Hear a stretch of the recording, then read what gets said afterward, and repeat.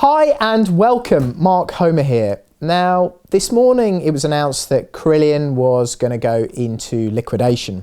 Carillion is a major contractor, deals with a load of really big government sites. And I think within this we can probably draw some sort of conclusions and maybe learn a few things about what happens sometimes to builders, contractors, developers, because this is clearly an arena that we're involved in on a much bigger scale. Clearly, these guys are dealing with contracts of hundreds of millions, and you know they're dealing with major infrastructure projects. A lot of them are for the government. They're using a lot of subcontractors, so smaller local contractors to actually do the work. But they're involved in taking some really big financial risks. Sort of as the news broke, I had a call from one of our major contractors who'd been looking at the news over the weekend, and he was clearly kind of stirred by it.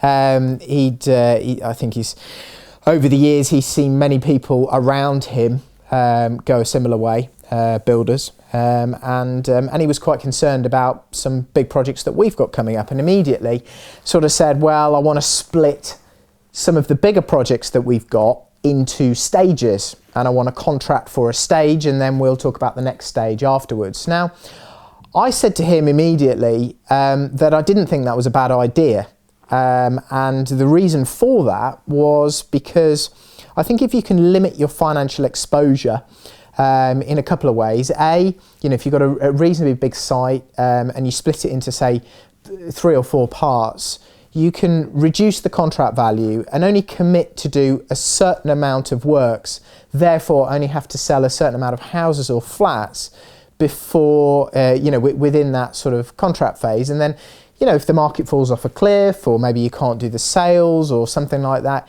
you're not forced to go on to stage 2 and stage 3. Because you've done it in stages. Now, clearly he was sort of saying that to me because he was interested, quite naturally, to protect him and his business. I think what most concerned him was Carillion went into, according to the newspaper articles and according to the media, Carillion went into a lot of contracts, say 3, 4, 5 years ago, when prices for labour and specifically materials were much cheaper. Now, what's happened as we've sort of gone through, come out of the credit crunch, and certainly since Brexit has started to take shape, sterling, pound sterling, our currency, has devalued quite a lot, and therefore materials costs have increased. He's telling me and a few of our other contractors that materials have gone up, say 20% in the last sort of 3-4 years. Labour has definitely gone up as well, because most of these guys, the tradesmen, they are busy. They're a lot busier, and you'll notice it's a lot more difficult to get them to site. So I suspect Carillion went into these contracts a while ago when things were cheaper. Costs have then gone up and they found it difficult to survive. Now, of course, that's not the whole story. There'll be a load of stuff within that business that we don't know about.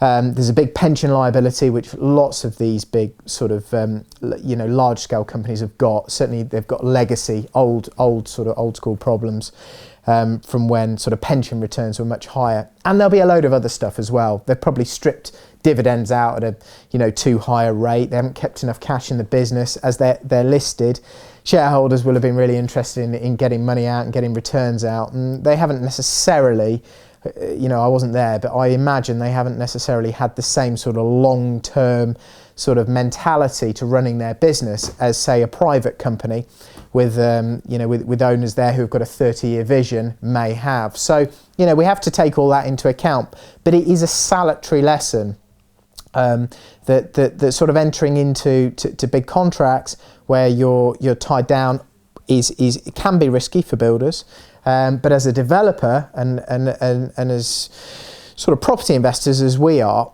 it is good to be able to flex and turn as the market moves. So prices go up, prices go down in terms of your sales, in terms of the apartments and your finished products, the houses. If we have a crash, you want to be able to mothball the site. Can you rent it out? You need to have that flexibility. So phasing developments is a very good idea. And another big thing here, you know, is making sure you don't get too far ahead in terms of the payments that you're making to contractors and to builders.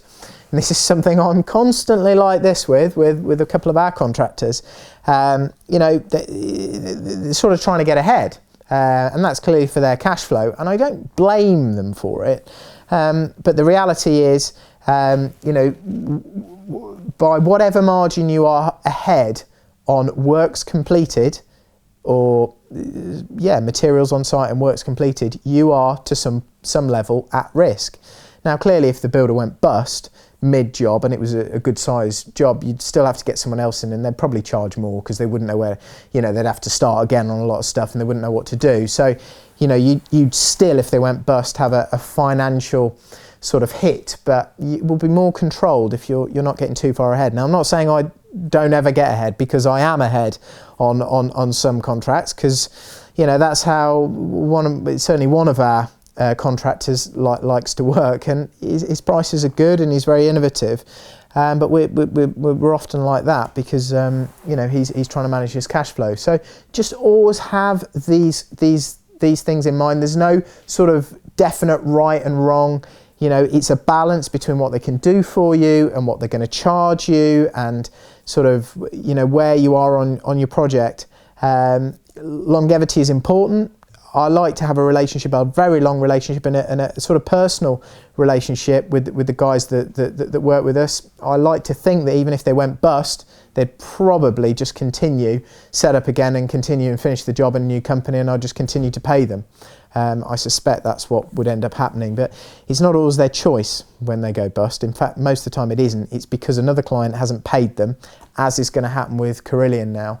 They're not going to pay a lot of their subcontractors, and quite a few of the subcontractors are going to go bust, and they're going to be working for sort of other clients, and that could be yourself or you know other builders, and you just need to be wary and mindful that could happen. What are you going to do? Where are you going to be left if they do end up going into liquidation or administration, and sort of need to start again or can't finish your job? Hope I've been of value to you. Thank you for listening. That's been Mark Homer.